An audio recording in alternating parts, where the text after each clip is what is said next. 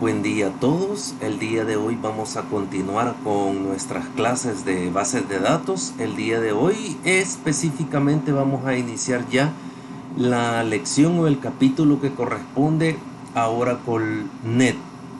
Este es un capítulo bastante entretenido. Creo que vamos a estar varias semanas por aquí y de una gran importancia. Lo que vamos a ver en primer lugar va a ser, en esta primera parte veríamos lo que sería la documentación de la versión 11G y luego en la segunda parte veríamos la de la 12 para posteriormente pasar a las prácticas, que son varias prácticas las que tenemos que desarrollar. Es bastante lo que debemos de ver cuando hablamos de configurar el entorno de red de Oracle. Primero hay que mencionar que Oracle.net es la tecnología de arquitectura cliente-servidor que permite el establecimiento de sesiones hacia la instancia de una base de datos. Como hablamos, del lado del usuario, lo que se levanta es un user process, y ese user process se comunica con un proceso del lado del servidor, que es el que se encarga de ejecutar las sentencias SQL que recibe. Bueno, por generalidad, una ejecución de una sentencia SQL pasa por estos procesos o estas etapas: parse, bind, execute y fetch. Entonces, Oracle.net es el responsable de transmitir el SQL desde el user process hacia el server process. Además, transmitir los datos de respuesta. Oracle.net es un protocolo de capa de aplicación y soporta los siguientes protocolos de capa de red. El que viene configurado por defecto es TCP. Ese es el que viene configurado, pero también permite TCP seguro, Windows Name Piped, Socket Direct Protocol. Es importante recalcar que usted como DBA no necesita conocer detalles del protocolo, solo debe configurarlo y utilizarlo.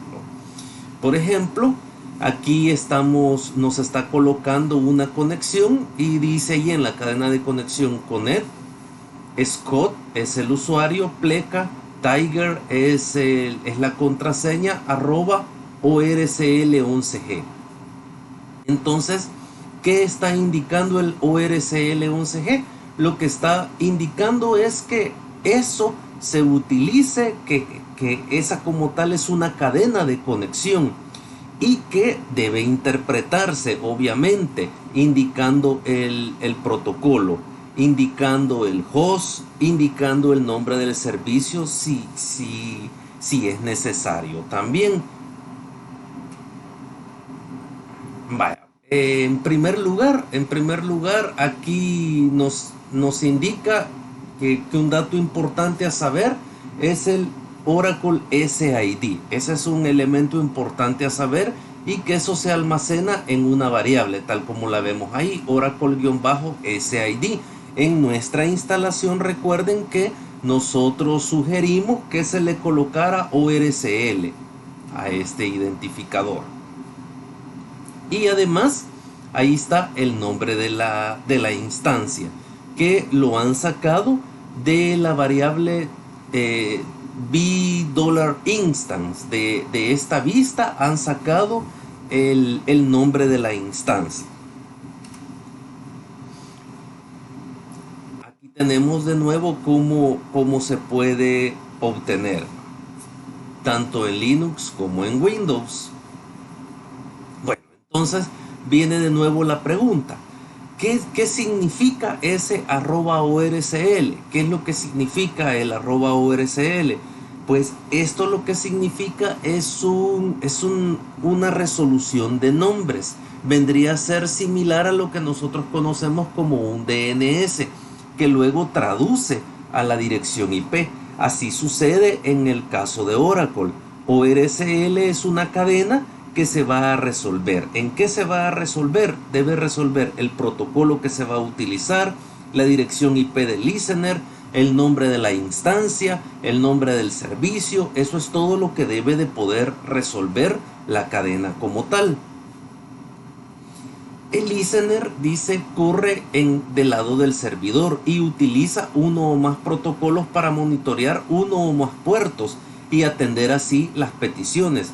Con TCP, cada proceso de servidor lanzado por un listener utiliza un número de puerto específico. Esto es importante recalcarlo porque en Oracle es algo independiente. Yo puedo tener una instancia y esa instancia puede ser conectada por varios listeners. Varios listeners pueden estar conectando a la misma instancia. Yo puedo también tener un PDB específico y de repente configurar un listener específico para que de una vez conecte a un PDB en particular. Esto yo lo puedo hacer. Hay que tener en claro que estos elementos son independientes. Bueno, ¿cómo se crea un listener? ¿Dónde se define? Pues ahí está la ruta, Oracle Home, Network Admin, pleca listener.ora. Los listeners se encuentran definidos dentro de este archivo. Dentro de este archivo es donde se edita y se define el listener. El listener puede definirse directamente con un editor de texto simple y escribirse allí, pero también existen tres herramientas para poderlo hacer. Ellas son el Enterprise Manager, también existe el Net Manager, que suele ser el preferido en este caso. El Net Manager nos permite configurar tanto listener como también métodos de resolución de nombre y cadenas de nombres también. Eso lo permite hacer el Net Manager. Y también podemos utilizar el Net Configuration Assistant.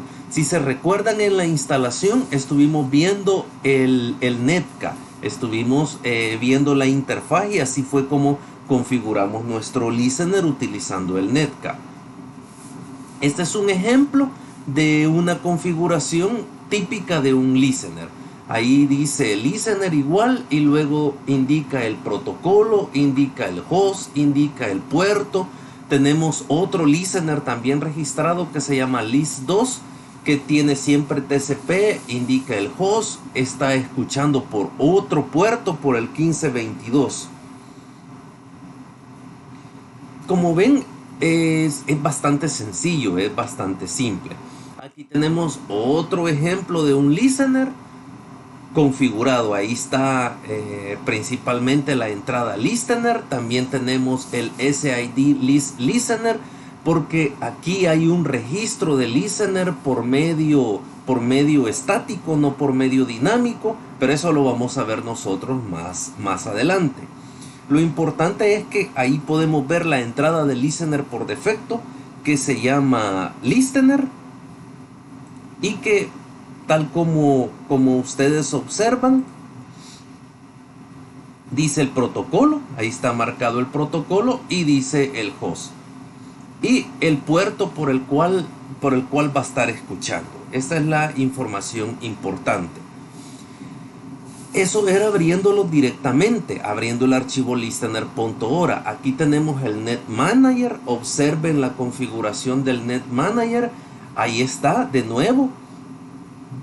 El listener, aquí lo tenemos configurado. El listener, está atendiendo a dos direcciones porque escucha con dos protocolos, el TCP/IP y el IPS, o el IPC, si no mal recuerdo.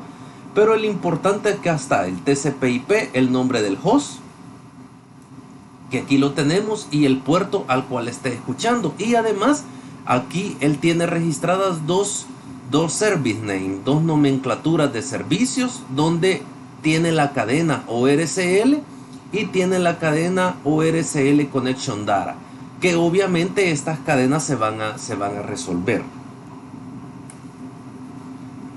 Ahora bien, ¿cómo se hace el registro para que un listener quede vinculado con la base de datos? Hay dos métodos para hacerlo, el método estático y el método dinámico.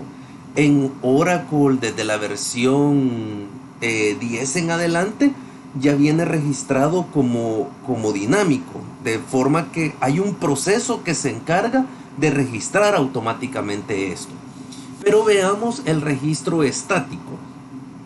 ¿En qué consiste el registro estático?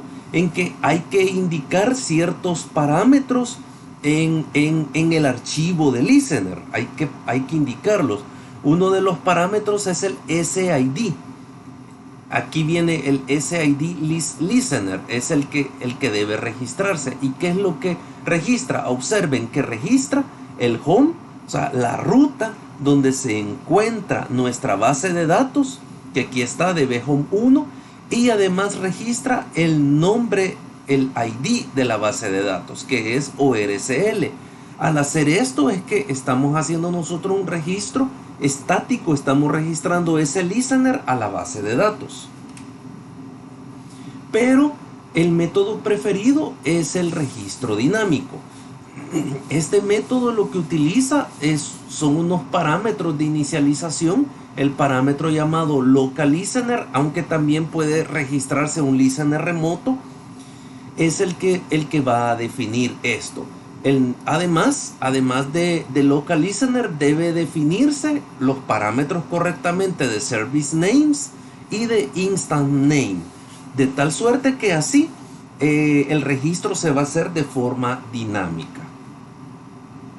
Queremos registrar otro listener. Aquí tenemos un pequeño ejemplo, aunque luego lo vamos a hacer más formalmente con las prácticas, que dice alter system set local listener igual list2, alter system register, y luego alter system set local listener, y le colocan los valores, que ahí viene el protocolo, viene el host y viene el puerto al cual va a estarse registrando.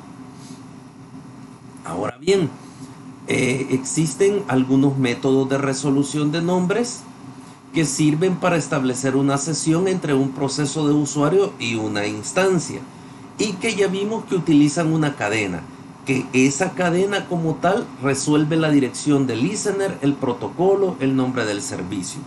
Existen 4 métodos de resolución: Easy Connect, Local Naming, donde Local Naming es el preferido y es el que nosotros vamos a estar estableciendo en las prácticas, que consiste en crear una cadena como tal, muy similar a lo que fuera un DNS. Directory Naming y External Naming también existen. Easy Connect es habilitado por defecto y es sumamente básico. Si recuerdan, nosotros lo que tenemos es connect, usuario, contraseña, luego dice, se tiene que indicar el host, la IP y el nombre del servicio. Eso es lo que estamos indicando: host, puerto, el puerto al que se va a conectar al listener, perdón, y el nombre del servicio. Entonces con Easy Connect simplemente basta colocar el host, basta colocar el host, porque se va a asumir el puerto por defecto, se va a asumir por el puerto por defecto. Eso es lo que hace Easy Connect. Obviamente solo va a funcionar cuando nosotros hemos hecho una configuración de listener por defecto. No siempre puede ser que no funcione. El host por defecto se define en la variable dbDomain y el servicio en la variable service names. Ahora bien, con local naming se vuelve un poco más entretenido, porque el local naming significa que yo voy a colocar algo después de la arroba. Ese algo va a ser un nombre local que se va a interpretar, que este nombre se va a resolver, y este nombre, por ejemplo, OCP11G, se va a resolver en todos los parámetros anteriores. Se va a resolver en el host, se va a resolver en el puerto, se va a resolver en el nombre del servicio. Él se va a estar resolviendo. Incluso existe una utilidad que se llama TNS-Ping, que nos sirve para poder probar a ver si los nombres se están resolviendo adecuadamente, a ver si se pueden resolver de forma adecuada. En este momento nosotros lo estamos viendo con el ejemplo local. Prácticamente cuando nosotros decimos @ORSL, eso se va a resolver con los datos de nuestro servidor local. Pero Pero también esto es importante porque este local naming puede estarse resolviendo con un servidor remoto. Ya vamos a ver más adelante que en Oracle existen transacciones distribuidas. ¿Y qué es una transacción distribuida? Significa que yo puedo modificar tuplas de dos tablas que están en diferentes servidores y que se van a encapsular dentro de la misma transacción. Y ese tema de la transacción distribuida es transparente para mí.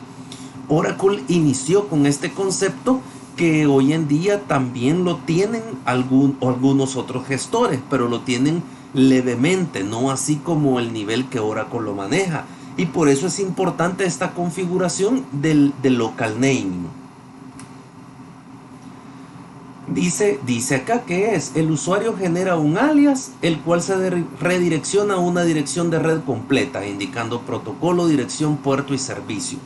El archivo donde se guardan estas cadenas se llama tnsnames.ora y soporta todos los protocolos. Además, algo que es importante es que la ruta donde se va a interpretar el listener.ora y el tnsname.ora es la ruta que se encuentra en esta variable. Es la ruta que está en esta variable tnsadmin. Esta variable local es la que define la ruta de configuración de red. Aquí tenemos un ejemplo donde tenemos dos cadenas. Aquí está la cadena OCP11G y ahí tiene los datos. Va a resolver con el protocolo TCP, el host que está aquí, el puerto y el service name que está aquí. Tenemos otro que se llama test, que siempre es con el protocolo TCP, que va a otro servidor, siempre con el puerto 1521 y con un SID. En lugar de un service name, un SID. Entonces observen que aquí tenemos como cadenas de conexión que simplemente las referimos a través de un alias. Luego existe también directory naming y external naming como servicios. Hay una utilidad, esta la estuvimos viendo ya al principio, que se llama listener control. Cuando estábamos instalando ocupamos esta utilidad. Es una utilidad que nos sirve para detener, para observar y para poder trabajar con el listener. La instrucción clásica era el listener status, con el cual mirábamos nosotros el estatus de un listener. Nosotros solo la utilizamos así porque le colocamos el nombre por defecto, pero si tenemos varios listeners corriendo, después tenemos que pasar como parámetro el nombre del listener que queremos observar. Aquí tenemos una muestra de el listener status list2 y ahí nos dice cómo está corriendo el listener. Se puede dar un stop para detener el listener desde acá. También tenemos una herramienta de entorno gráfico que quizás va a ser la más recomendada, que se llama el Net Manager. Con este también nosotros podemos configurar los parámetros de un listener y podemos también configurar el local naming. Aquí tenemos un ejemplo. En Profile se encuentran los métodos de resolución de nombres que están habilitados. Tenemos los listeners, aquí hay dos, el listener por defecto, hay un listener 2 también. Y aquí tenemos los local naming, una cadena y otra cadena también que se encuentran registradas. Entonces, ¿qué sucede? ¿Qué es lo que hace local naming? Que cuando nosotros hacemos SQL Plus System Oracle @ocp11g, esto en realidad se interpreta y equivale a que tengamos esto: System pleca Oracle @ues.edu.sb 2.1521 pleca ocp11g. Eso es lo que hace en realidad. Simplemente interpreta, resuelve de esto que se vuelva más sencillo, que resulta más sencillo que escribir todo esto. Entonces, ¿cuáles serían los archivos críticos para OracleNet? Resumiendo, el listener.ora, que guarda la información del listener, el tnsname.hora, que guarda los local naming para poderlos interpretar, y hay por ahí mención del sqlnet.hora. ¿Dónde se almacenan? Se almacenan en Oracle Home, pleca network, pleca admin, y que esta ruta es la que debe de estar configurada en una variable de entorno que se llama tnsadmin. La configuración de la variable tnsadmin es vital, pues ella apunta al conjunto de archivos que configuran el Oracle Net en los Home Directory. Entonces es importante. En Windows se almacena en el registro de Windows y en una variable de entorno. En Linux se almacena en la carpeta .profile. Uno de los usos de local naming es el tema de Database Link, que es lo que les comentaba antes. Database Link es una herramienta para conectar otro servidor, para acceder a tablas de otro servidor, como que esas tablas estén dentro de mi mismo esquema.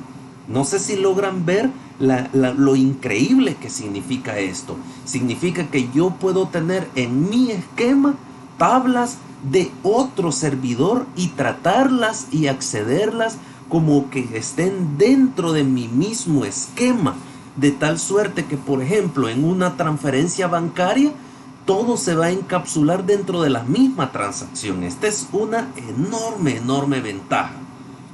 Vamos a hacer una práctica de esto, sobre esto. ¿Cómo se hace? Bueno, el primer paso es crear el Database Link en el esquema tuyo, en el esquema local. Vas a crear el Database Link y se hace así: create Database Link, el nombre, prod Scott, connect to Scott, el usuario del servidor remoto, identified by, la contraseña del servidor remoto, using prod. Este prod es un local naming.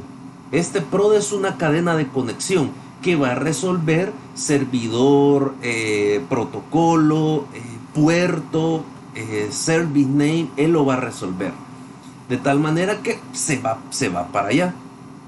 Luego, ¿qué se hace? Bueno, se definió el Database Link, que se llama prod Scott. Este es el Database Link. Entonces, ¿qué hago? Ahora yo le voy a hacer select tranquilamente a la tabla que se llama EMP, a la tabla employees, y simplemente indico aquí en el arroba yo voy a indicar el Database Link, y esto yo lo estoy ejecutando en mi esquema con mi sesión. Sin embargo, esta tabla está en otro servidor. Esta tabla está en otro servidor y yo la estoy viendo como que si está en el servidor local. Incluso, como les comento, las transacciones queda envuelta ahí, de modo que si yo meto datos en mi tabla local y meto datos en esta tabla del servidor remoto, cuando yo haga commit me va a confirmar cuando los datos ya se pudieron confirmar en los dos servidores, y esto de forma transparente. Esta es una característica increíble. Aquí se ve un ejemplo donde se define un local naming, una cadena que se llama HQ, que se resuelve hacia este servidor. Y luego se crea el Database Link. El link se llama hq.oracle.com. Connect to HR, el usuario HR, identified by HR, la contraseña, y se va using HQ, que aquí está la cadena que use este alias. Entonces yo simplemente conecto, y luego que he conectado a él, vengo y ejecuto cualquier consulta ocupando el arroba, como ven acá, arroba, para indicar mi cadena de mi Database Link. Eso lo vamos a hacer en una práctica. Luego, mencionar que Oracle tiene dos configuraciones. Nuestra instancia tiene dos configuraciones. Una se llama servidor compartido y otra es la de servidor dedicado, que ¿Cuál es nuestra configuración por defecto? Es la de servidor dedicado, que dice que el listener va a crear un proceso para tratar cada conexión que se haga, cada conexión que se haga al listener hacia la base de datos. Cada cliente que se conecte lo que va a estar es levantando un proceso independiente para poder tratar esa conexión, para poderla tratar. Esta es, digamos, la arquitectura para poder dar tratamiento a pocas conexiones. El rendimiento puede ser degradado si existe un gran número de conexiones recurrentes. Luego, ¿qué es lo que dice Oracle? Mire, si su servidor va a tener muchas conexiones, entonces hágale una configuración de arquitectura de servidor compartido. ¿Y qué hace? Bueno, en esta lo que vamos a hacer es que vamos a configurar despachadores y vamos a configurar servidores compartidos que se van a estar encargando de atender las peticiones que lleguen. Esto equivale a lo que sería un call center, que entran las llamadas y vamos a ver qué despachador y qué servidor compartido está disponible para poderlas atender. Y cuando alguno se desocupa, atiende otra. Y vino y se desocupó, atendió otra petición. Cuando el user process contacta al listener, el listener lo asigna a un despachador. Un user process tendrá la sensación que habla con un server process directamente. El user process comparte al despachador con otros procesos. Al enviar una instrucción SQL, esta se envía al despachador, el cual la va a colocar en una cola para poder ser atendida. Los server process monitorean la cola para procesar las consultas conforme llegan a la cola. Una vez que el server process procesa la consulta tomada en la cola, colocar los resultados en la cola de respuestas y los despachadores la entregan. Las sesiones se almacenan en memoria SGA en un área denominada User Global Area, ubicada en el Large Pool.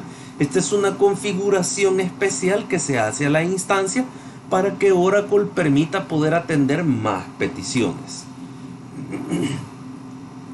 ¿Qué es lo que se tiene que hacer? Simplemente esto se configura a nivel de parámetros de inicialización. El parámetro dispatcher, máximo de dispatcher, share server, máximo de share server. Eso es simplemente lo que se hace. Decía en la versión 11 de Oracle que esto se recomendaba cuando se tengan más de 1000 conexiones concurrentes a la base de datos. Bueno, entonces aquí llegamos con la primera parte.